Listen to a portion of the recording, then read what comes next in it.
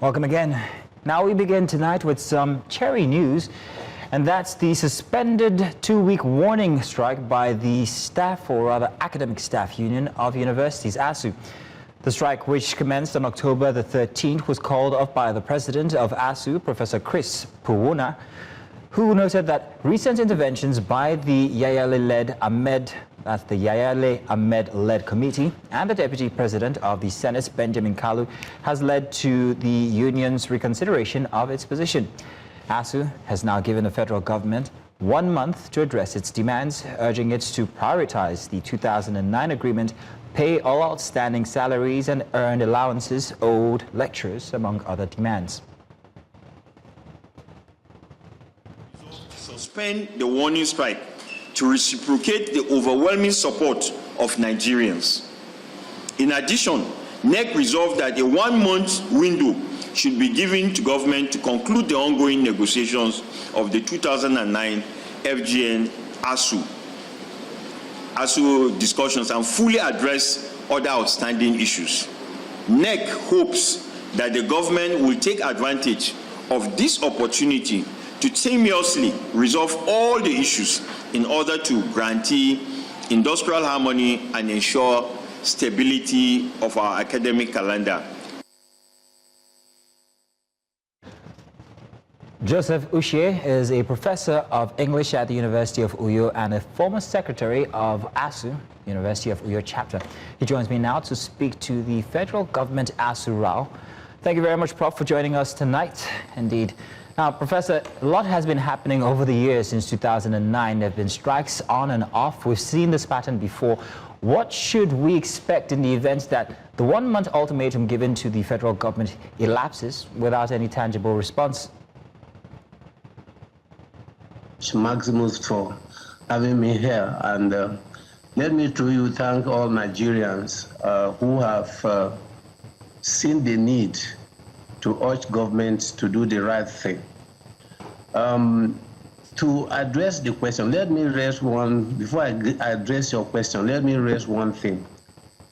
What happens if we didn't have ASUU in Nigeria? What happens in all the other countries of the world where they don't have such an equivalent of ASUU? Doesn't the government have the responsibility to fund its own schools properly?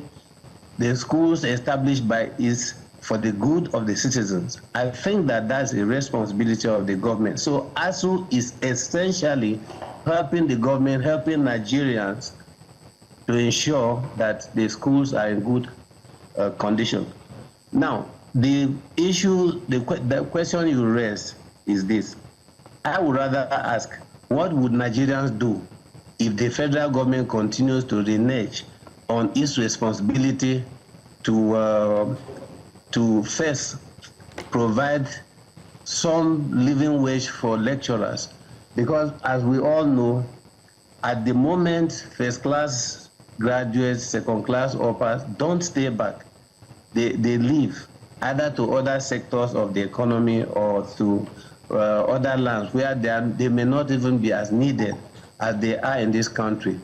So if ASUU goes on strike, it's doing that on behalf of Nigerians, it's doing that on behalf of the country, on behalf of the students and the parents who cannot afford to send their children to the private universities, very expensive private universities here, or to institutions well funded by patriotic governments in other lands.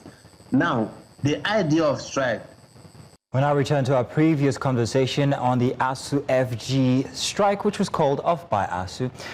Professor Ushie joins us again. Professor, thank you for sticking around. Professor, let's take a look at this now. It's been 14 years since the original demand, and since then, plenty has changed. There is, well, considerations to the tertiary education decline in Nigeria. There's also, well, an effect on the enrollment of students. There's a state university implication here, and also the effect on social trust when it comes to Nigerian education.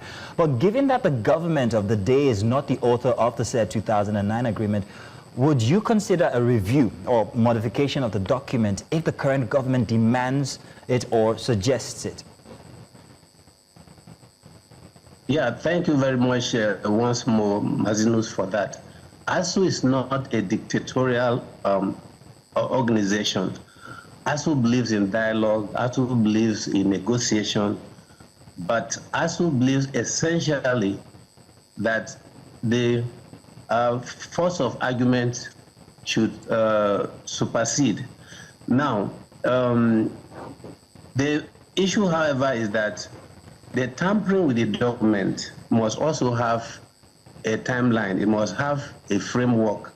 It's not as if like now, 2009 agreement, the review began in 2017 and is continuing. And therefore, if each government that comes returns to the same document and tries all over again, that kind of thing is not welcome, is not acceptable.